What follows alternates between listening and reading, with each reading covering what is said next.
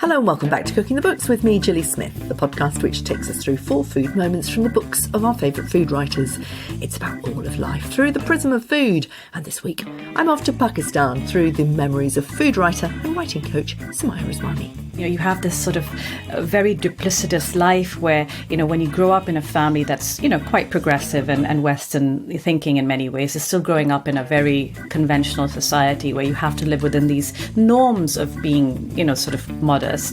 Her memoir, Andaza, tells the everyday stories about life and food in Karachi. It sees the kitchen as a place where young Pakistani girls, like Sumayya, learn from their grandmothers much more than how to make a dish. It's about how to feed, how to nurture, and how to connect as women. I asked Sumayya to take me right into the heart of her childhood family kitchen. In my home, we had all the women cooking, and a lot of people in Pakistan have domestic cooks.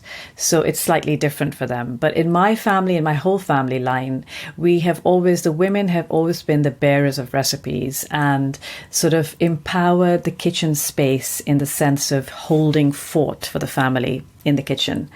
And so growing up, all I really saw was women having this incredible power in the home, where it was a silent power. It wasn't, exuded by dominance or anything, but really just by the act of being the person who feeds you. And this is something, if one looks beyond the obvious of all the things that people think about when you think of a kitchen and captivity, you think of these people, these women who bring food to your table. It might appear as something quite sort of subservient, but actually it's a very powerful position because you're giving people nurturing and nourishment, and you are the ones who carry those recipes. So since recipes are a verbal tradition in my culture, it's something that people bring to the table from their families, from their grandmothers, by watching, many girls start cooking in the kitchen quite young. They start helping a little bit by chopping and watching the grandmothers cook and learning. And, you're sort of like groomed to be this person who must know how to cook. So if you look behind the obvious, you see this real sense of empowerment that if you flip it and look at it that way, that is the way that I was taught. That you're holding something that's precious and you're going to be taking it forward into the world. And you would also be feeding your father, your husband, your kids. And I think that's quite beautiful and quite empowering. It is, but it's kind of taken you a while to get there, as it does with all of us. Pakistani culture for a girl was very restrictive, and it's taken you a long time to kind of, simmer those ideas and to feel in your power. Just take us back to, when was it that we first met? It was probably about 7 years ago when we met in the Highlands. Yes. You were on holiday there, and you had just brought out your first book, Summers Under the Tamarind Tree, which had a very different feel. It was about your background, but it wasn't as meaty as this. What's happened since? Yeah, a lot has happened. I think that when I first wrote that book, I knew that writing narrative was what I loved to do, that I was passionate about, and telling story was what I was passionate about. But food and flavor, all of these things was something that made me who I was. And I didn't realize this. And as you said, one simmers with these ideas and these desires to express yourself, but you don't really know who you are until much later in your life and your experiences and what they meant to you. So at the time I wrote Summers Under the Tamarind Tree, I was in a journey where I had just, quit a legal career that I had, been doing for 12 years and something I fell into. And I literally left it to write about the thing that connected me to who I was, which was food and writing and all the different experiences I had as a child growing up on the ships when my father used to be captain, to when I moved to Pakistan and, learned how to cook and watch all these women in my family, really strong characters. And it wasn't until later that I realized that there was a much deeper story here than just recipes. And even though recipes are, my anchor and food is my anchor to really express who I am and what food meant to me and what the women and everyone in my family meant to me. But really, I realized there was a whole other story about things that I wanted to tell and share. And it wasn't so much just about trying to extract them from myself, but it was more about sharing them because I want people to understand that there's so much more than what comes and meets the eye. And that's what's happened in the last few years. I've really evolved as a writer. I've definitely gone down the narrative route, always keeping that anchor with food and connection and heritage, but definitely expressing the story a bit wider. And that's really what's happened in the last 6 or 7 years. Yeah, and it's much more than just what meets the eye of Pakistani food. It's what meets the eye with Sumayya Usmani as well.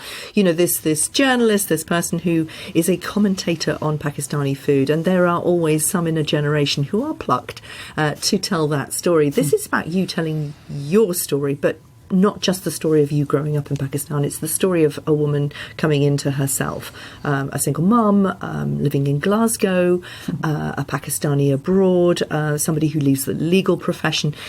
You know, all of that it feels like you've been kind of writing yourself real.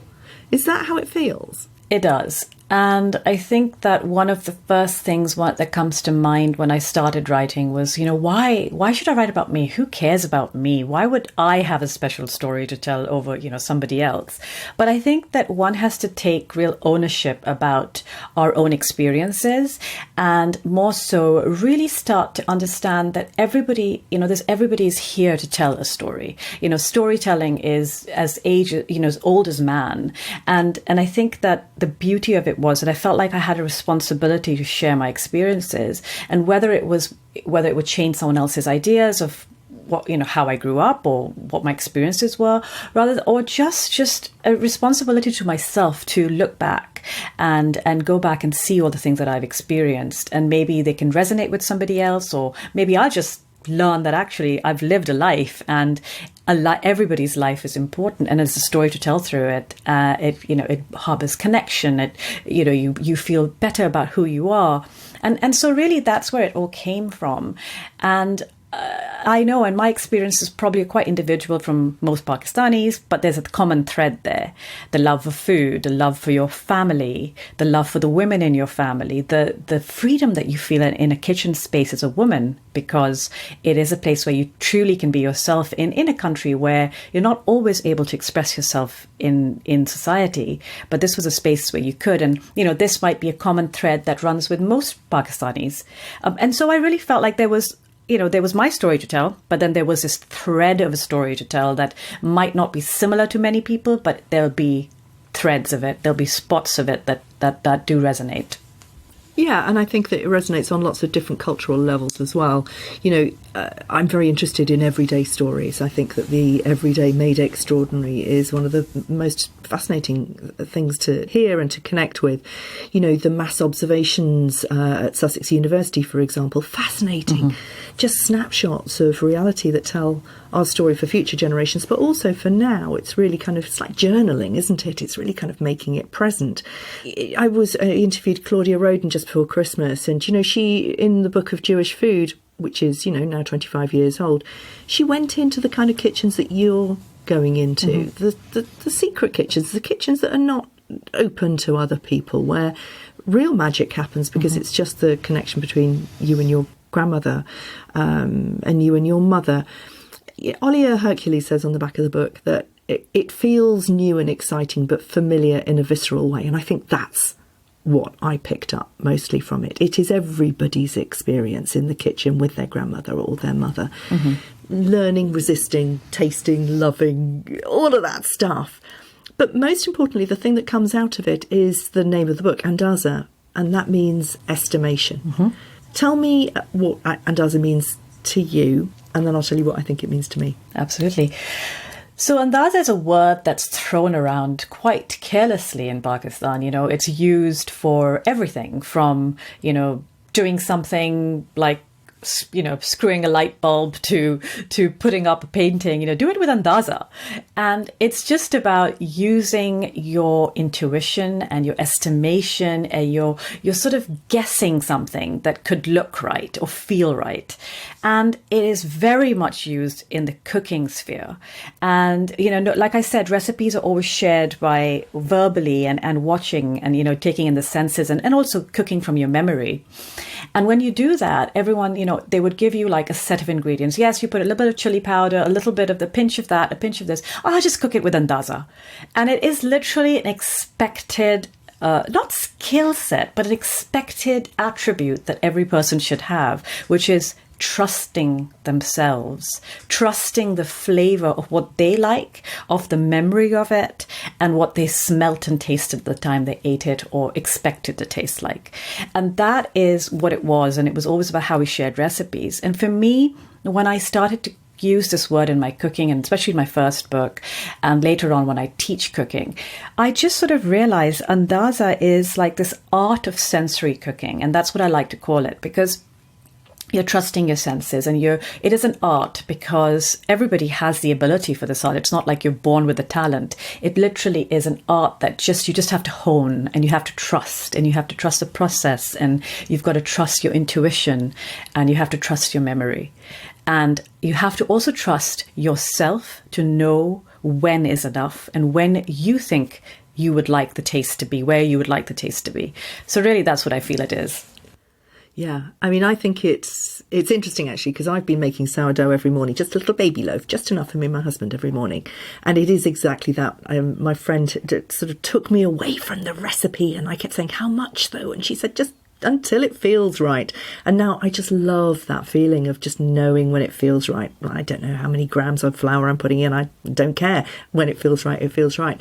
But what Andaza meant to me was this sort of, you've taken your hands off the steering wheel. You're trusting yourself with the process. It's less of a firm grip on life. And it's just kind of going with the flow, and telling your story feels very inviting.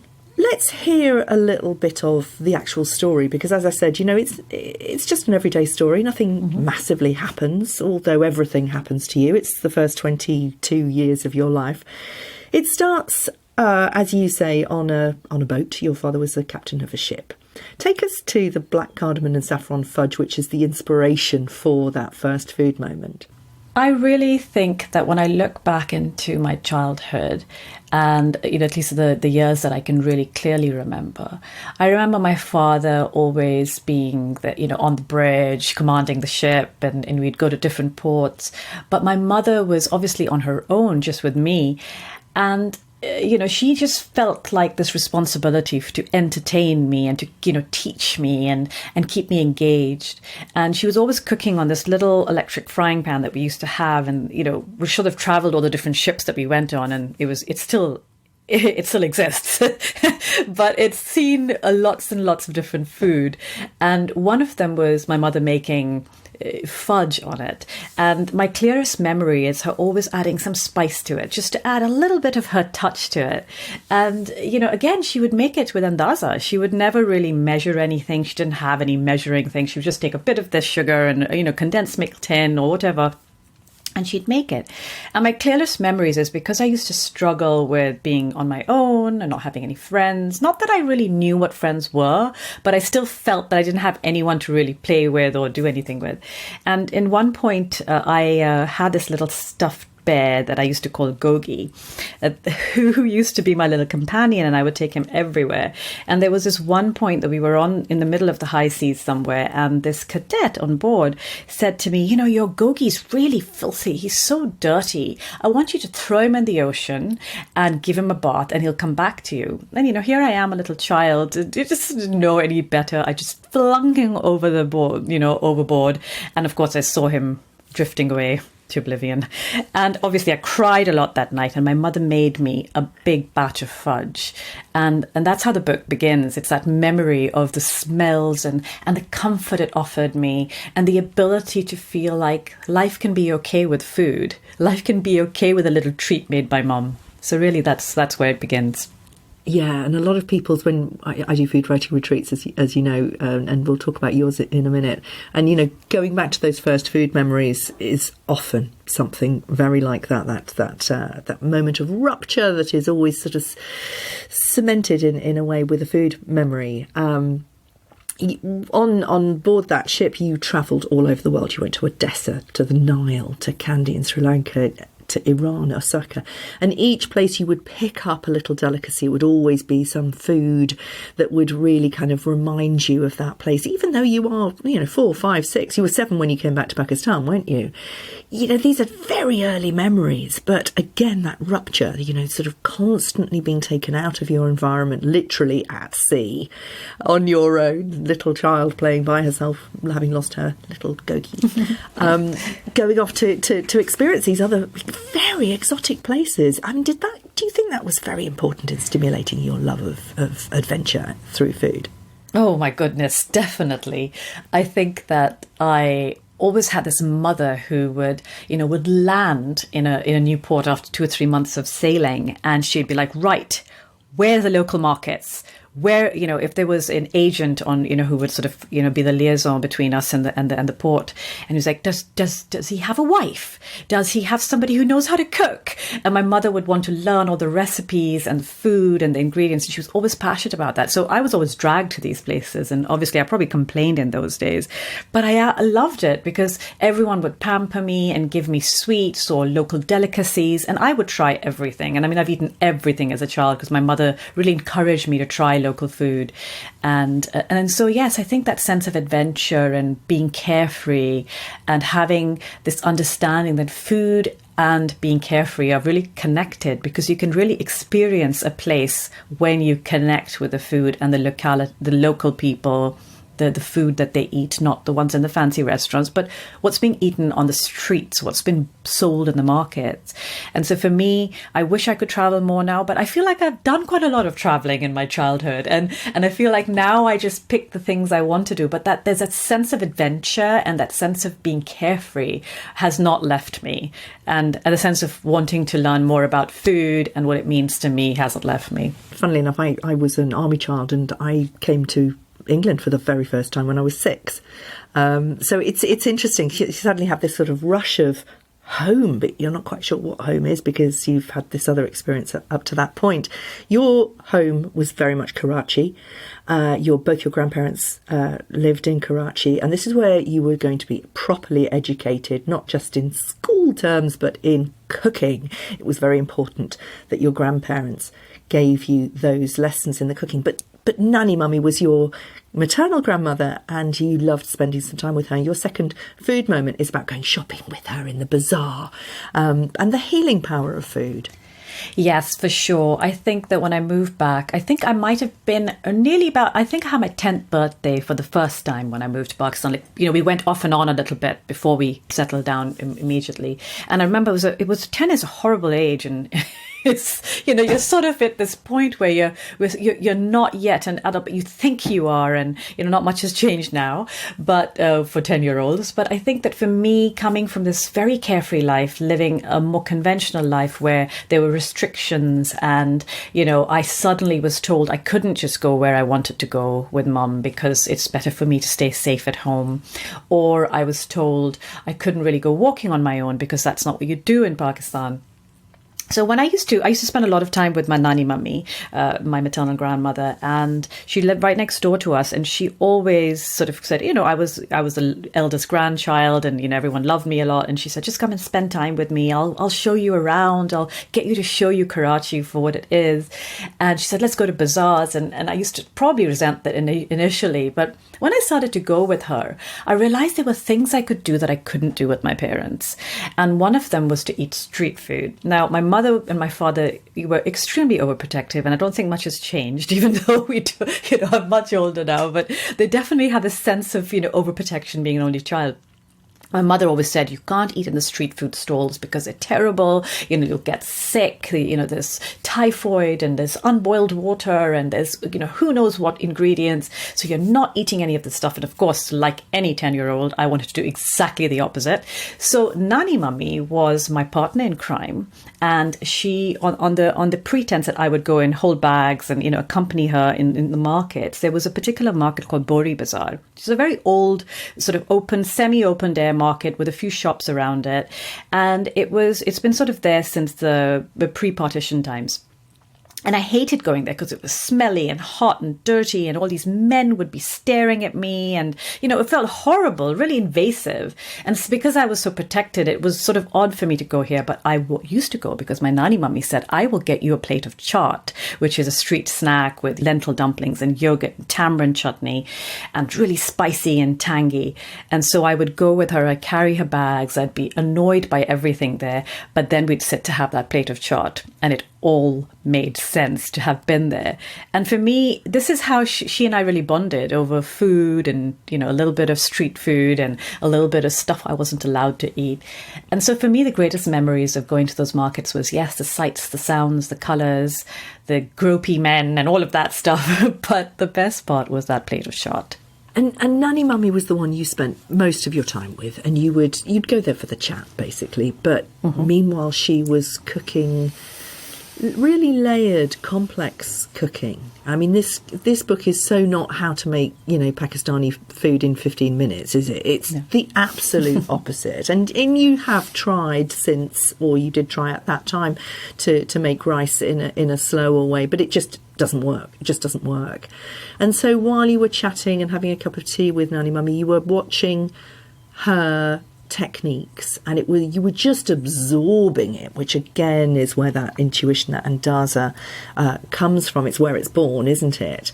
For me, that was the real takeout. There were lots of things that I learnt about food and cooking from that. It feels very, at one point, I think it was your paternal grandmother who says that you shouldn't use food processors, that a pestle and mortar is the only thing. It's time. It's the time. Have you taken that into your life, and do you cook like that now? I do. I really do. And I find when I don't, I feel like I'm not being authentic. And it's not authentic to the recipe. It's authentic to the process. And to me, I know there's some really great, recipes out there that make things a lot faster, cut, ways of doing things to make life easier. But I actually love the process. And I find the process of cooking, time consuming, detailed recipes that are not just detailed in instruction, but detailed in technique and detailed in the time it takes to break down certain bits of the process. I think there's something really mindful, really therapeutic about it. It's about taking away from your life and actually doing something where you are completely involved and you're creating something that you're going to put on the table for those that you love and share it with them. And so for me, watching Nani Mummy and even Dadi, my paternal grandmother, who definitely was more heavy on the processes than Nani Mummy, I just have this feeling of nurturing and love and a real sense of giving, sharing your part of you when you do that. And so for me, even now as a cook, I love the slow process. I do find it hard to, use things that help. Be fair, I do use a food processor when I can, but when I can chop an onion, I would rather chop 10 onions than put them in a food processor. And it's not because I don't want to wash up. It is literally because I actually love the sensory side of it and, eyes watering and all of that stuff. I love all that. And I just think life's so fast in so many ways now, and slowing down to cook is something quite beautiful. Those processes of Nani Mummy you took into your married life. Yeah. This sounds absolute hell, your third food moment. Marrying the first guy who asked at 22, moving in with your mother-in-law who starts demanding you have children. You haven't even found out who you are. Tell us about this third food moment about Achari Gosht.